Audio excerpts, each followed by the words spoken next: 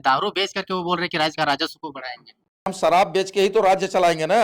हमारे पास बचने क्या दिया लोग तो जीएम लैंड तो आप लैंड बैंक बना के गरीबों का जमीन को आप ले लिए तो हमारे पास बचा क्या। राज्य चलाने के लिए तो हमको राजस्व की जरूरत है ना। ज्यादातर घटनाएं शराब सेवन के कारण घट रही है, तो अगर हमारा राज्य भी अगर शराब के राजस्व को के स्थान पर किसी अन्य विकल्प को तराशे जहां से राजस्व की प्राप्ति हो सकती है तो बेहतर होगा। माननीय मंत्री महोदय बैठे हैं फूफा जी, दारू वाला मामला भरपाई कर रहे हैं और पानी वाला में कुछ नहीं आ रहे तो अजबे कर रहे हैं आप। बताइए, दारू एकदम बिल्कुल 2700 करोड़ का लक्ष्य है, आप 2600 करोड़ में पहुंच चुके हैं और पानी में कुछ नहीं आ रहा है फूफा जी, ऐसे चलेगा बताइए। नीतीश जी का पुलिस क्या करती है, क्या करती है नीतीश जी का पुलिस? आपका कंट्रोल नहीं है क्या? आप बॉर्डर में, आप बॉर्डर सील करो। आपका बॉर्डर में घुस रहा है, उसमें हम क्या करेंगे? इसका मतलब शराब घुस रहा है तो कुछ और भी तो नहीं घुसता है। एमआरपी से अधिक मूल्य शराब बेचा जा रहा है, राज्य से बाहर डुप्लीकेट शराबों को बेचा जा रहा है। फूफा जी, मंत्री जोगेंद्र प्रसाद महतो जी कहते हैं कि भारत सरकार ने तो रेल बेच दिया, गेल बेच दिया, जीएम लैंड को लैंड बैंक बना दिया, अब हमारे पास कुछ बचा नहीं तो इसलिए दारू बेच के देश का राजस्व को चलाएंगे, राज्य का राजस्व। देखिए, पहला बात तो उनके इस बयान को हम आपके मुख से सुन रहे हैं। आज का बैठे तो अभी आज का बैठे यानी 1-2 दिन के बाद ही हम लोग सुन पाते हैं। हम लोग के थोड़ा सा पता नहीं क्या प्रतिक्रिया है आपका? मैंने दारू बेच करके वो बोल रहे कि राज्य का राजस्व को बढ़ाएंगे।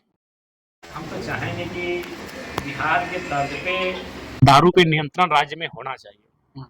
और चूंकि जो भी हमारी सड़क दुर्घटनाएं घट रही हैं, हमें लगता है कि मैक्सिमम ज्यादातर घटनाएं शराब सेवन के कारण घट रही है, तो अगर हमारा राज्य भी अगर शराब के राजस्व को के स्थान पर किसी अन्य विकल्प को तराशे जहां से राजस्व की प्राप्ति हो सकती है तो बेहतर होगा।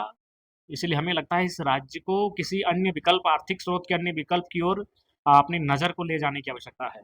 कहा जाता है कि विधानसभा में जब आप बात उठाते हैं तो आपकी बातों की गरिमा होता है। बहुत सारे मुद्दों का आपने उठाए, हमको लगता है 50 से प्लस मुद्दा उठाए सत्र के दौरान में। कितना का अभी तक देख पा रहे हैं? देखिए, सबसे पहला बात है, जो सवाल होते हैं उसका एक समिति है। विधानसभा में 24-25 समिति है, तो एक प्रश्न समिति भी है, ध्यान आकर्षण प्रश्न समिति है। वो समिति जो भी माननीय विधायक सवाल उठाए हैं, सारे सवाल, उन सवालों को समिति में जाके रखा जाएगा।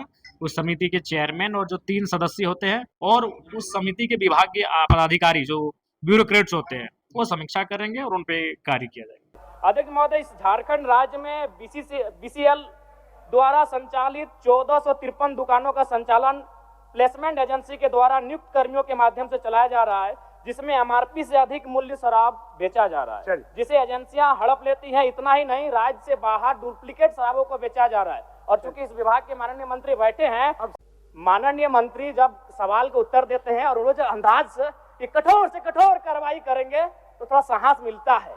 बड़ा एकदम धाकड़ अंदाज में, रावड़ी अंदाज में देते हैं कि कठोर से कठोर कार्रवाई करेंगे।